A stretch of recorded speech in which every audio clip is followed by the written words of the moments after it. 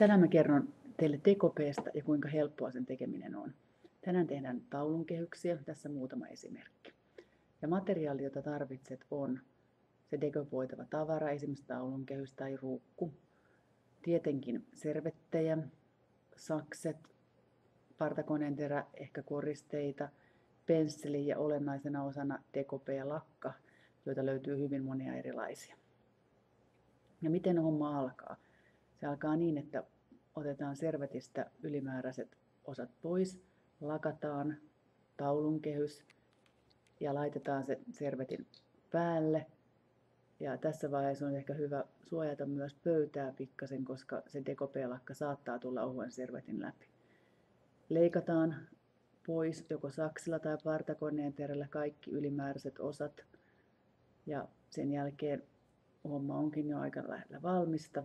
Lakataan kerran, annetaan kuivaa ja lakataan ehkä vielä toisenkin kerran. Ja viimeisenä sitten koristellaan se oman maun mukaan. Ja tällainen valmis taulu siitä sitten tuli. Ja tässä muutama muu esimerkki.